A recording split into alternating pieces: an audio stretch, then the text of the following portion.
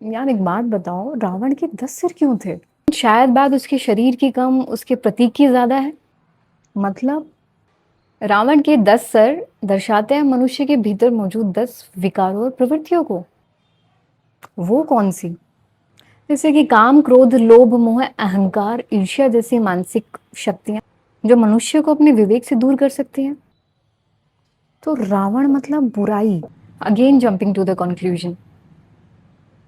रावण सिर्फ बुरा नहीं था, वो तो महान विद्वान था, शिव का भक्त था, वेदों का ज्ञाता था और शक्तिशाली राजा था। तो फिर प्रॉब्लम क्या थी? ज्ञान था, लेकिन विवेक पर अहंकार भारी था। मतलब 10 सर उसकी ताकत नहीं, उसकी कॉम्प्लेक्सिटी थे। Exactly exactly. लेकिन अगर वो इतना ही ज्ञानी था तो खुद को रोक क्यों नहीं पाया? क्योंकि ज्ञान और आत्मबोध एक चीज नहीं है। मतलब तुम्हें पता है कि गुस्सा गलत है, लेकिन उसका मतलब यह नहीं कि तुम गुस्से से मुक्त हो गए।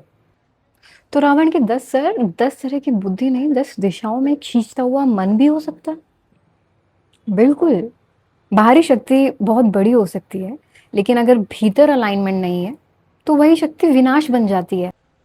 क्यों?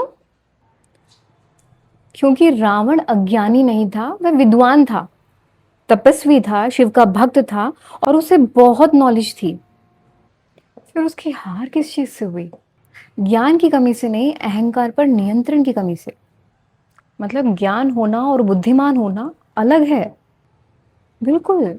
मान लो कोई आदमी बहुत सक्सेसफुल है, अच्छी नौकरी है, पैसा है, इंटेलिजेंस है, लोग उसकी रिस्पेक्ट करते हैं, लेकिन जैसे ही कोई उसको क्रिटिसाइज करता है उसको तुरंत गुस्सा आ जाता है। कोई उसकी बात ना माने तो उसका ईगो हर्ट हो जाता है। तो उस समय नॉलेज कहाँ गई?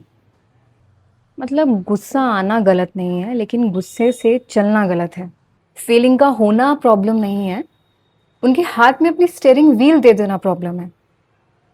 तो फिर राम और रावण में असली अंतर क्या था? अब सिर्फ यह तो नहीं था कि एक अच्छा था और दूसरा बुरा। अंतर यह था कि शक्ति किसके नियंत्रण में थी। रावण के पास शक्ति थी, लेकिन उसका अहंकार उसे चला रहा था। श्री राम के पास भी शक्ति थी, लेकिन वह शक्ति धर्म और विवेक के अधीन थी। तो क्या रावण इसलिए नहीं हारा कि वह कमजोर था? नहीं, वह बहुत शक्तिशाली था। लेकिन जिस मनुष्य के भीतर की इच्छाएं उसके विवेक से बड़ी हो जाएं, उसकी बाहरी शक्ति भी आखिर में उसकी कमजोरी बन जाती है।